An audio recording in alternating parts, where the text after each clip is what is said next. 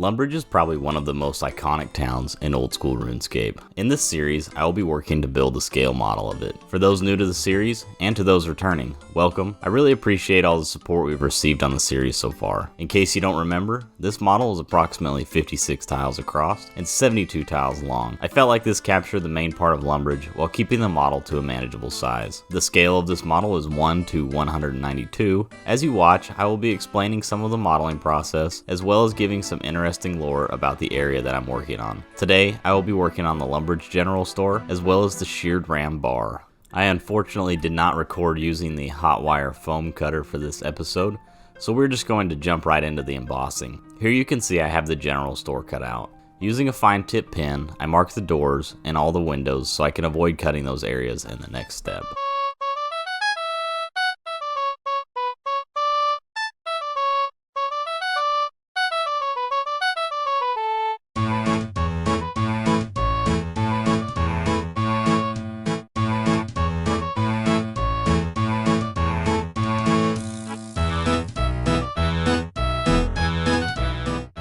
Here's the Brick Cutter 1000. I unfortunately haven't had time to work on the Brick Cutter 2000, but hopefully I can get it built before I make the castle walls.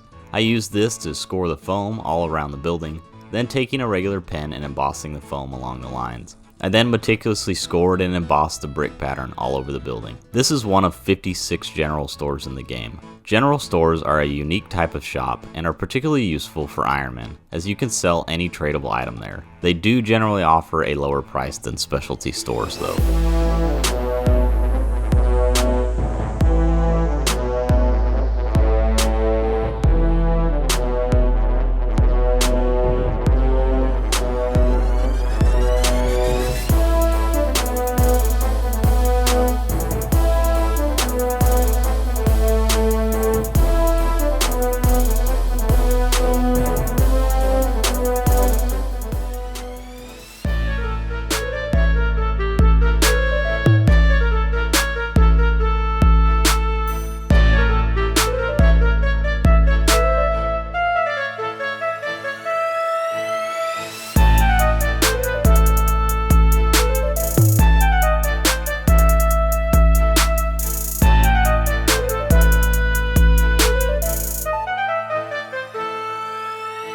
We also really wanted to express our gratitude to you guys for nominating us not once but twice for the Golden Gnomes. I did not think there was even a remote chance of getting nominated, and it's really just surreal to see your content displayed on the official website of a game that you've been playing for nearly 2 decades. So thank you guys again for the support.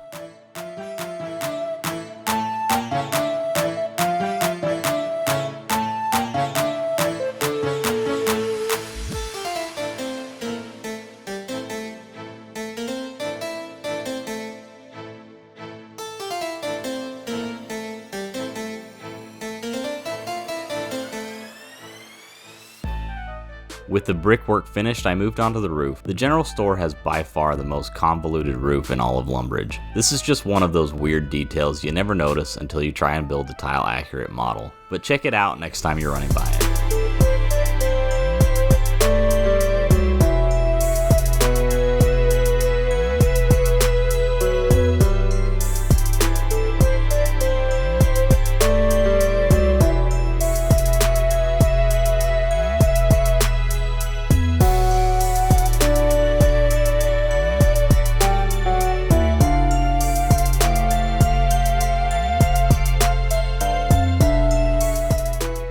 I cut a couple of the roof pieces a little bit big so I can mock them up and mark them on the model to best fit the angles of the building. New players can find many essential tools sold here. I tried to figure out what the shopkeeper and shop assistant's names were but was unsuccessful. If you head upstairs, you'll find Abigaila, who is a refugee from Mauritania, and if you speak to her with no items in your inventory and you are not poisoned or diseased, then you can spectate participants within the Theater of Blood.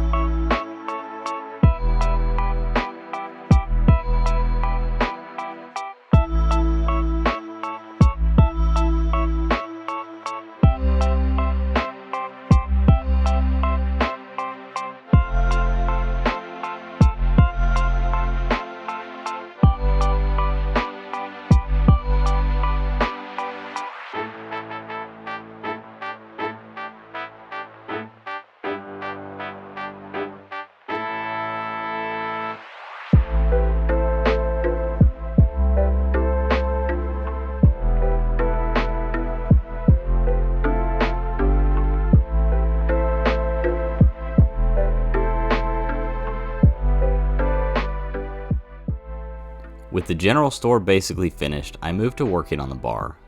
I again marked the doors and windows and embossed the building in the same process as I did on the general store several minutes ago. In the sheared ram, there are two notable NPCs, the first being Vios, who is an adventurer from Great Kurend and is involved in quite a few quests, including X Marks the Spot, Client of Kurend, A Kingdom Divided, and Dragon Slayer 2. The second notable NPC is Arthur the Clue Hunter, who gives general information about clue scrolls, and you can also speak to him to toggle whether or not you want to receive clue scrolls while skilling.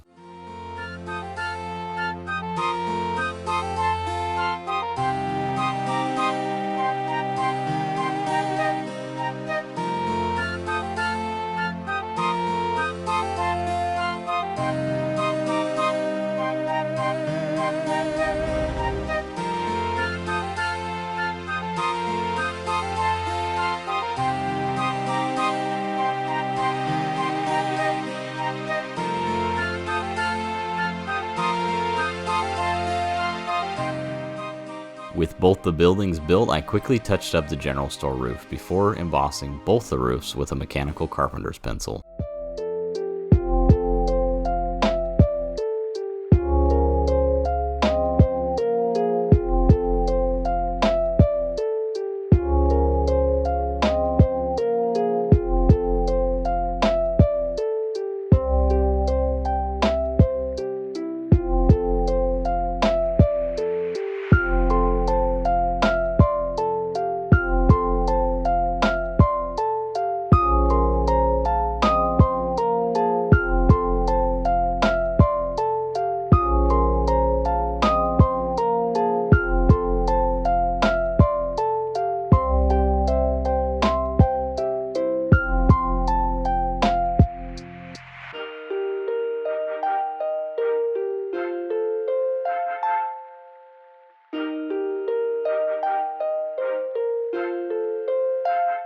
With all of the embossing finished, it's time to seal and protect the foam with some matte Mod Podge. This is a water-based glue that dries clear, and it really helps lock the fine embossing in place.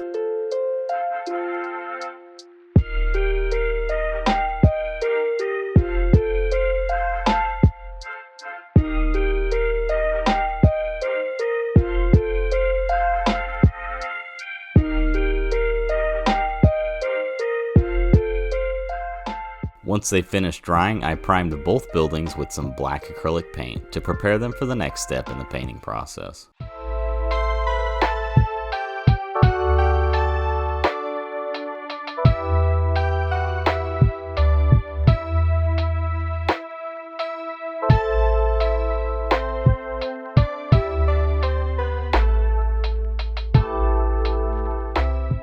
With the primer dry, it's time to utilize a very popular painting technique among model hobbyists called dry brushing. Using a larger brush and rubbing most of the paint off onto a paper towel, I dust progressively lighter shades of gray onto the building. This technique works really well when painting lots of very small details because it only puts the paint on the raised areas. Since the paint is so quote-unquote dry, it can't seep into the crevices. With the brickwork painted, I go back to touch up the details like the doors and windows.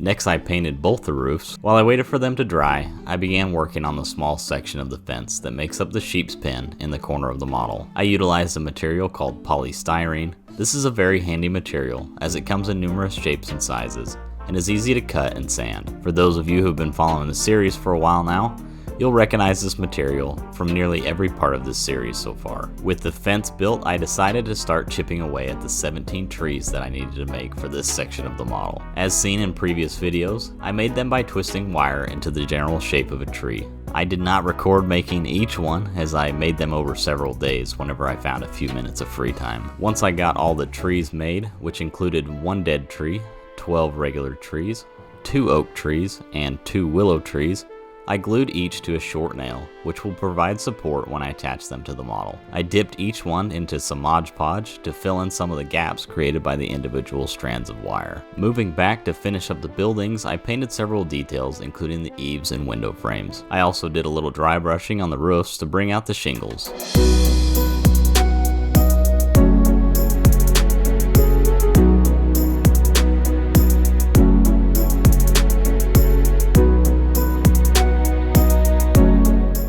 I painted all the trees and fence off camera with some brown spray paint, and with the paint dry, it was time to add the leaves to each of the trees. I used this spongy material called clump foliage. You can get this in a variety of colors, and as you can see, I actually have 3 different colors mixed up into a pencil box.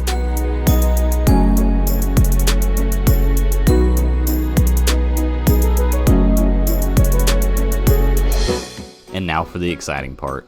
With all the big components painted, it's time to attach the buildings and trees to the model. Before the sheared ram was added in February of 2019, there was actually a house in this spot that was replaced by the bar. Let me know in the comments if you remember that house.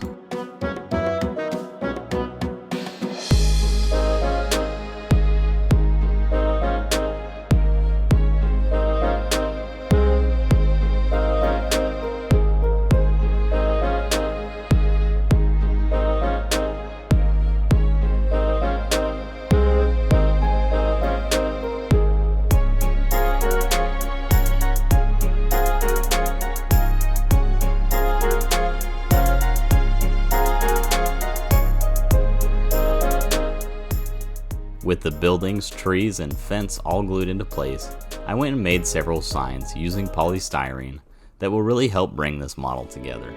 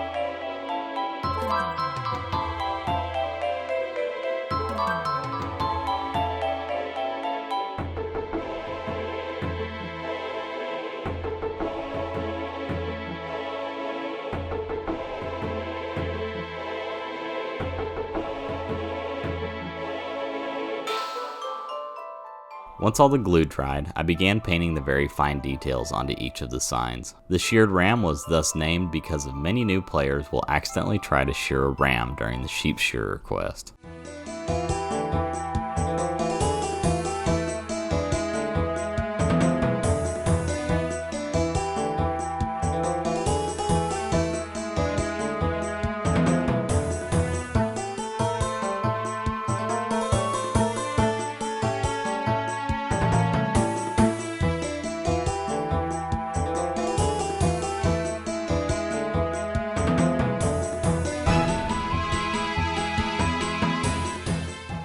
And with that, another section of this iconic town is finished. At this point, most of the town is filled out, and most of you can probably assume what's next, so needless to say, I am super excited to start working on the centerpiece of this model. I do want to forewarn everyone though, the castle is going to be split into 3 parts. I originally planned on doing it in 2 parts, but I am currently taking 13 credit hours at school this semester and working 36 hours a week, so Unfortunately, I don't always have a lot of time to work on the model. Luckily, my friend makes all of the shorts and puts together and edits every video, so that's the only reason we have been able to get a video out every other week. But anyways, that is why I made the decision to split it into 3 parts to give me more time so I don't have to skimp out on any of the numerous details in and around the castle.